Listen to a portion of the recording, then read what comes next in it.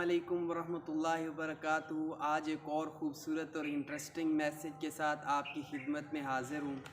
देखें, अगर हम पंजाब दानिश स्कूल्स के अगर हम इनकी टेस्ट की बात करें तो जो हमारे पास इंग्लिश और आईक्यू का ये जो पोर्शन होता है ये बहुत ही इम्पॉर्टेंट होता है।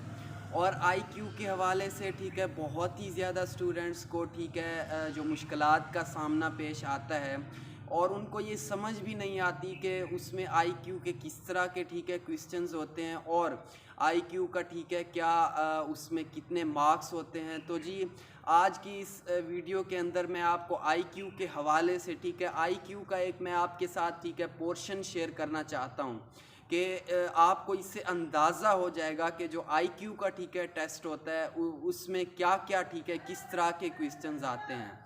तो जी पहली चीज़ तो अगर मैं आपको बताऊं तो जी हमारे पास जो आईक्यू होता है उसके टोटल होते हैं 20 मार्क्स। ये बहुत ही इम्पोर्टेंट पोर्शन होता है और बहुत ही ज़्यादा टेक्निकल भी होता है। तो अगर मैं आपके साथ इसके क्वेश्चंस अगर आपके साथ शेयर करना चाहूँ तो जी हमारे पास आइए चलते हैं। तो हमारे पास सबसे पहला उसने जो क्वेश्चन पूछा, ये देखें मेरे पास आईक्यू का एक पोर्शन भी मौजूद है और ये दानिश के टेस्ट में से ये चीज़ मौजूद है। तो मैं ये तमाम चीज़ें आपके साथ आज जो आईक्यू का हमारे पास पोर्शन होता है ये मैं आपके साथ शेयर करता हूँ। तो जी हमारे पास सबसे पहला जो उसने क्वेश्चन पूछा है जी, in circle the correct one. जी दुरुस्त जवाब पे आपने क्या करना है, दायरा लगाना है।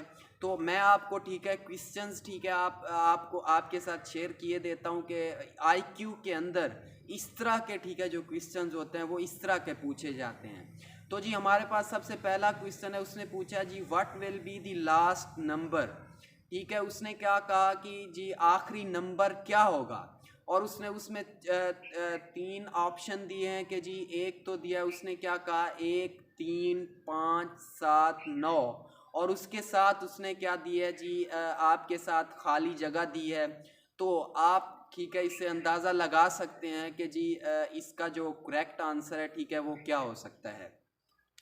और जो इस तरह के क्वेश्चंस होते हैं जो स्टूडेंट्स गलती करते हैं वो ये करते हैं कि जी इस तरह के जो क्वेश्चंस होते हैं इसमें आपको थोड़ा सा अपने दिमाग के अंदर कुछ सोचना होता है कि जी इसमें उसने मल्टीप्लाई किया हुआ है या जो हमारे पास मिसाल के तौर पे अगर पीछे 2 का इजाफा हो रहा है आगे 5 का कर रहा है। तो आपने अगर इस तरह की अगर तो आप थोड़ी सी आप अगर सोच विचार से काम लें तो इस तरह के क्वेश्चंस हो सकते हैं, ये इतने मुश्किल नहीं होते। और जी नेक्स्ट उसने पूछा है what will be the first number और उसमें इसने ये पूछा है कि जी पहला नंबर क्या होगा और उसने ऑप्शन 1 के अंदर उसने एक खाली जगह दी है और ऑप्शन 2 के अंदर उसने 2 लगाया है और ऑप्शन 3 के अंदर उसने 4 लगाया और ऑप्शन 4 के अंदर उसने 8 लगाया है और जो ऑप्शन 5 है उस इसमें उसने क्या लगाया जी 16 लगाया है। तो अगर मैं आपको इस वाले से थोड़ा सा बताना चाहूँ तो जी इसमें देखे उसने दो से फिर 4 हुआ, 4 को उसने फिर 2 से मल्टीप्लाई किया जी 8 हो गया और 8 को उसने फिर 2 से मल्टीप्लाई किया जी 16 यानी 8 दूने 16। तो इसमें भी आपको जो करेक्ट आंसर लगता है तो आपने उसी के ऊपर टिक करना है। और जी नेक्स्ट उसने पूछा है जी what is not in the sequence. इनमें से क्या चीज़ तरतीब में नहीं है और उसने जी फर्स्ट ऑप्शन दिया है 11, दूसरा ऑप्शन दिया है 13 और तीसरा ऑप्शन दिया है जी उसने 15 और चौथा ऑप्शन दिया है उसने जी 17। और जो हमारे पास एक और उसने ऑप्शन दिया है 23 भी दिया है और जो 5वां ऑप्शन है उसमें उसने क्या दिया है जी खाली जगह दी है। तो उसमें इसने क्या चीज़ पूछी है, उसने कहा कि what which is not in the sequence, यानी इसमें क्या चीज़ तरतीब में नहीं है। तो ये बहुत ही इम्पोर्टेंट है। आप इसमें सोच विचार से आपने काम लेना है। तो जो आपको करेक्ट आंसर लगे तो आपने उसके ऊपर टिक करना है। तो जी नेक्स्ट उसने पूछी है जी which is the different object. ये बहुत ही इम्पोर्टेंट है। उसने कहा कि इनमें से क्या चीज़ यानी मुख्तलिफ है। यानी इस तरह के ऑप्शंस में आपने देखना ये होता है कि एक जो टाइप होती है उसमें एक ही किस्म की चीज़ें होती हैं और जो एक ऐसी चीज़ होती है जो डिफरेंट टाइप की होती है। तो उसमें उसने ऑप्शन दिए दीजिए, एक ऑप्शन दिया है हैन, क्रो, बुफेलो और गोट। तो आपने इसमें अंदाज़ा लगाना है कि कौन सी चीज़ें एक ही टाइप की और जो एक टाइप है, ठीक है, वो किस चीज़ से बिलोंग करती है। तो जो चीज़ हो आपने उसके ऊपर क्या करना है, दायरा लगाना है। तो जी नेक्स्ट उसने पूछा है विच इज़ डिफरेंट ऑब्जेक्ट। उसने एक और भी इस तरह का क्वेश्चन पूछा है, उसमें उसने ऑप्शन दिए हैं कि जी जग, प्लेट, मैंगो और कप। ठीक है, इसमें बिल्कुल आसान है, कोई मुश्किल नहीं है। और नेक्स्ट उसने पूछा है which is the different object, ये भी सेम उसी तरह का है। और एक ऑप्शन उसने पूछा है ऑरेंज, बनाना, मेलन और आउटर। ठीक है, ये बहुत ही इंपॉर्टेंट है, आपने इसमें से भी क्या करना है जी, इसमें आप क्या करना है, आपने अंदाज़ा लगाना है और बिल्कुल सोच विचार से आपने टिक का निशान लगाना है।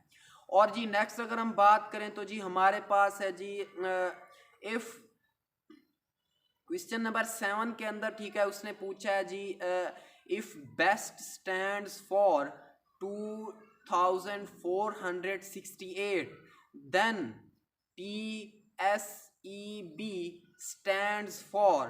ठीक है, ये भी बहुत ही इंपॉर्टेंट है, एक और बार भी मैं इसको दोहरा देता हूँ जी। उसने पूछा है कि जी if best stands for 2468 then PSEB stands for।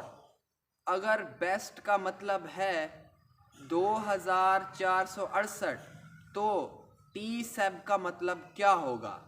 तो उसमें इसने 4 ऑप्शन दिए हैं जी, 4862, 8462, 4628, 2846।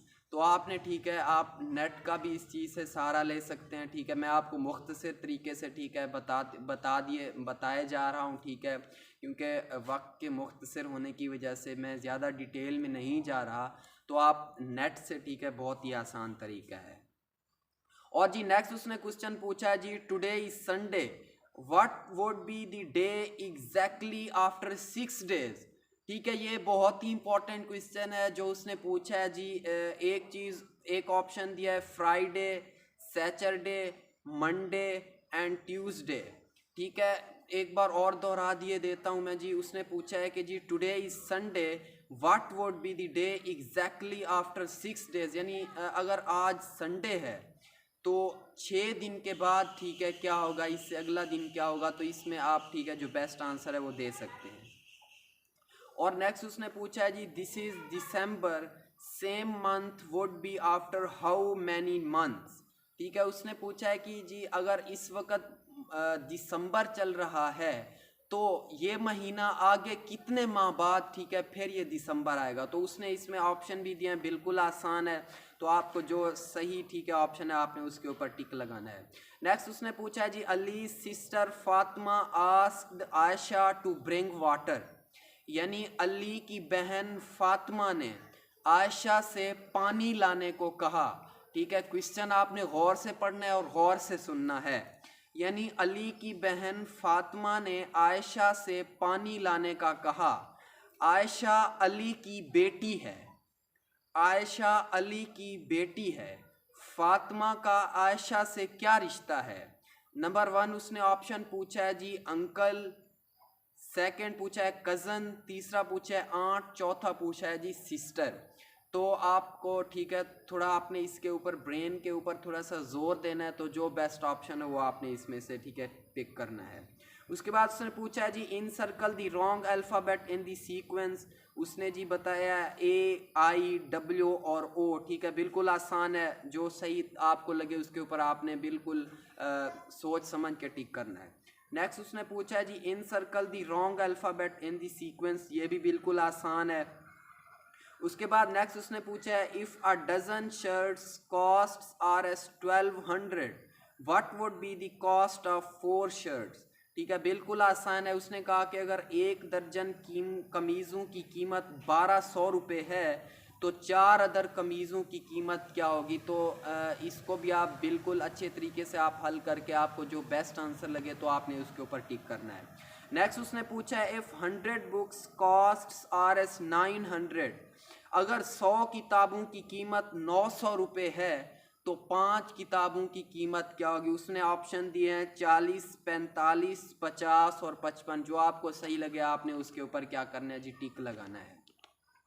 और जी नेक्स्ट अगर मैं आपको ठीक है बिल्कुल आसान सी चीज़ अगर मैं आपसे शेयर करना चाहूँ, तो उसमें उसने पूछा है जी आपको, ठीक है ये देख सकते हैं आप, आपके पास ठीक है इस तरह के डब्बे दिए होते हैं, ठीक है उसमें ठीक है आपके पास ट्राइंगल हो सकती है, रेक्टेंगल हो सकती है।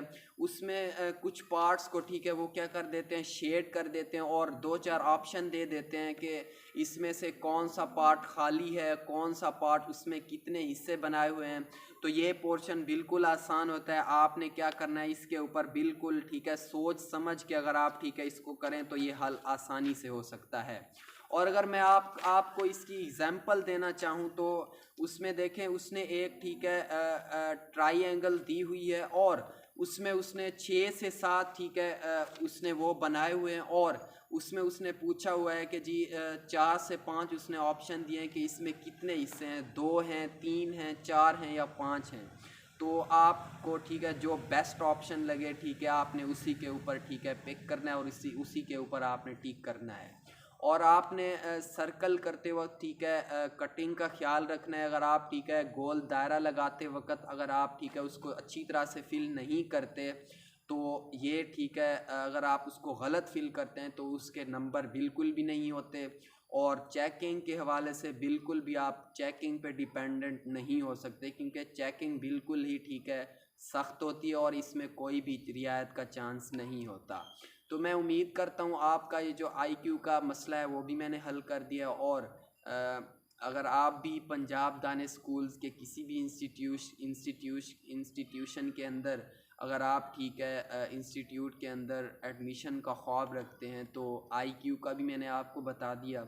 और अगर आप ये चीज़ तमाम चीज़ें ठीक है अगर आपको पता भी हैं तो इसके अलावा भी अगर आप जो हमारे पास टेस्ट होता है अगर आप उसको यानी अच्छी तरह अटैम्प्ट नहीं कर सकते तो ये फिर आपका ही ठीक है आपकी ही ठीक है मेहनत में कमी का नतीजा हो सकता है।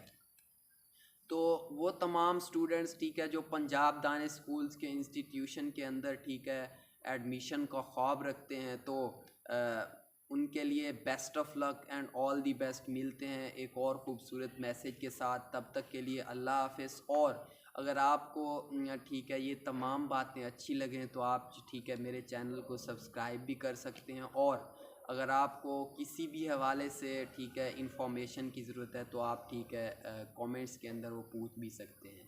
खुदा हाफ़िज़ एंड ऑल दी बेस्ट।